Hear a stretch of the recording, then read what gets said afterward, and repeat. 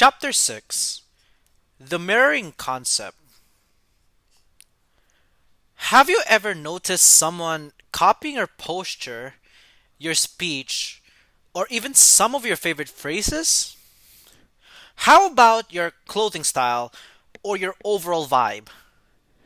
Perhaps you've noticed a crush using the same colors in a post, and suddenly it feels familiar or it catches your attention.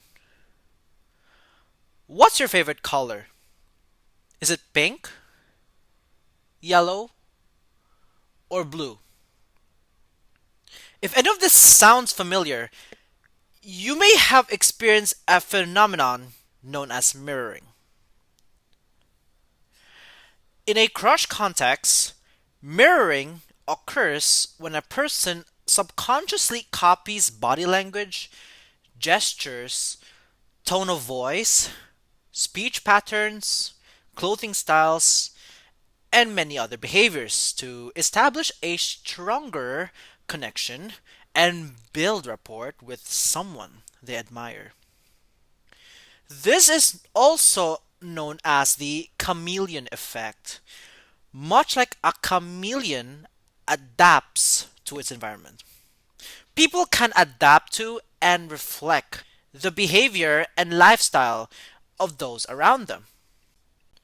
According to Susan Diggs White, a PhD at Northern Illinois University, empathetic people are more likely to mimic others often. For instance, they may pick up vocabulary, speech volume, confidence, and verbal expressions to indirectly connect with the person. Now, mirroring does not have to be romantic. It can also occur in friendships and everyday social interactions. For instance, we may often copy posture, facial expressions, and even energy levels as a way to fit in, seek validation, and build connections with others. But did you also know that mimicry can sometimes be done intentionally as a form of strategy? Sometimes people consciously imitate another person's behavior to build rapport quickly during negotiations, networking, or persuasion. In other situations, it happens subconsciously, serving as a genuine sign of comfort and sincerity. After establishing rapport, both individuals might have the potential to establish a genuine connection, strengthening trust and mutual liking. So, there are four main types of mirroring. Physical mirroring is the most common form of the chameleon effect. This occurs when people copy posture, actions, and facial expressions to signal engagement and comfort. At the same time, physical mirroring does not require a conversation. It can occur even when two people are focused on entirely different activities. Individuals often engage in this behavior to appear more open, approachable, and connected to the other person. Examples include crossing your legs after someone else does, adopting a similar sitting posture or a standing posture, whatever you call it, yawning after another person yawns, touching your face or head shortly after they do, and leaning in the same direction. These actions may seem small, but they can reveal a surprising level of subconscious synchronization. Pay close attention to these signs. Then we have behavioral mirroring. A crush can imitate actions, habits, or mannerisms to signal mutual engagement and attraction. For example, if you reach for your drink, they may instinctively reach for theirs. If you pull out your phone, they may do the same. Even walking can be mirrored. Two people often begin matching their pace and movement without realizing it. Did you know that eye contact is also considered mirroring? For instance, two people may look away and smile almost at the same moment.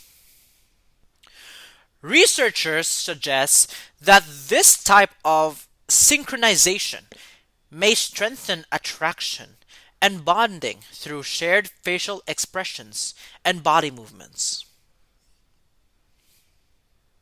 Then we have vocal mirroring, also known as semantic mirroring. This is one of the strongest indicators of connection. Vocal mirroring occurs when individuals copy another person's speech patterns, slang, catchphrases, tone, volume, or speaking speed to establish intellectual and social alignment. A crush may begin using your favorite expressions or adopt vocabulary that they previously never used. Now, I understand why she said, "Thank you, miss," in the bathroom line back in November. But as we fast forward to May, she began subconsciously mentioning phrases I said a few minutes ago. And this depends on how fast we process and transmit these words. For instance, I was explaining a biorhythm project for a college now class, and she suddenly mentioned the word spreadsheet within a few seconds or so. There, I instantly caught that sweet animated voice a foot away.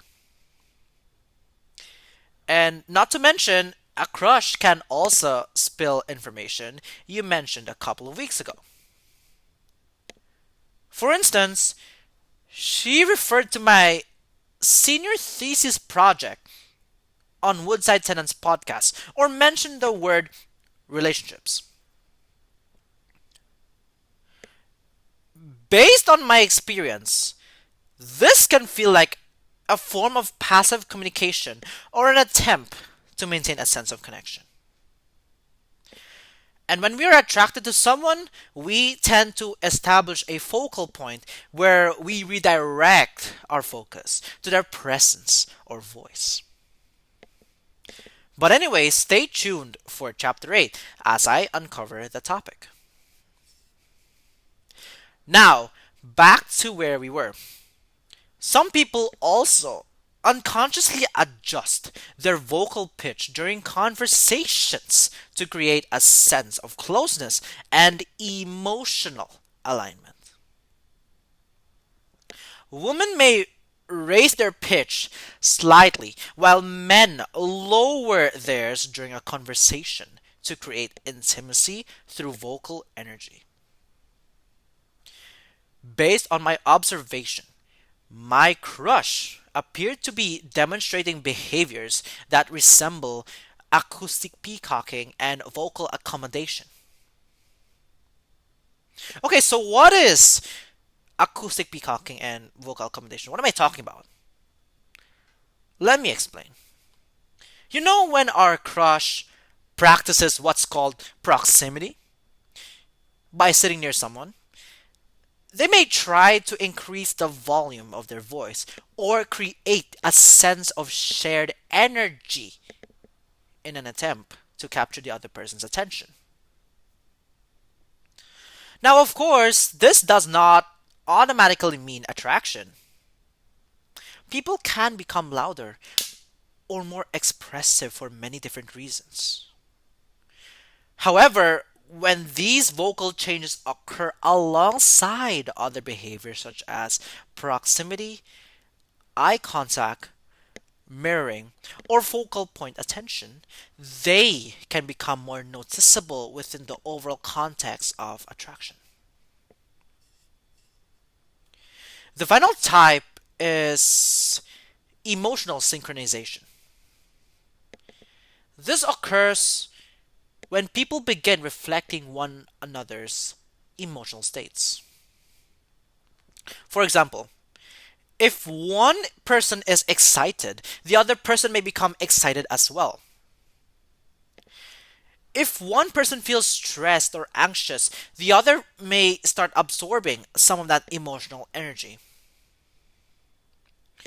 In situations involving mutual attraction, researchers have found that heart rates and other physiological responses may sometimes begin to synchronize.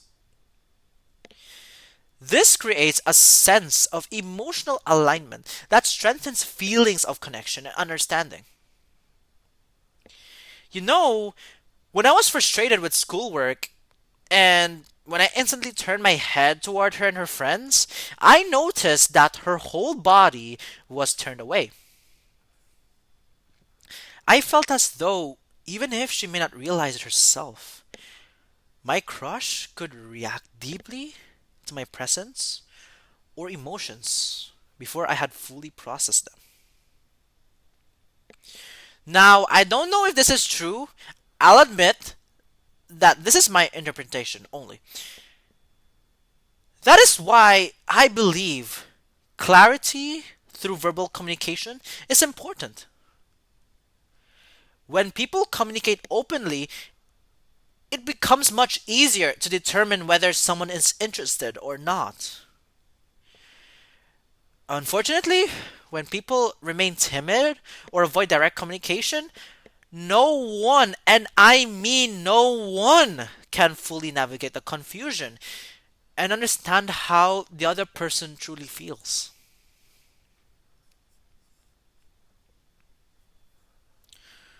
Overall, mirroring is more than simply copying another person's behavior. It can signify subconscious engagement, comfort, empathy, and a desire to establish a stronger connection. Whether it occurs through posture, action, speech, or emotions, mirroring creates a sense of alignment between individuals and may increase attraction, trust, and social connection. In chapter 7, we will examine the proximity effect and some of the most famous psychological studies that explain why people often become attracted to those they see the most. Thank you.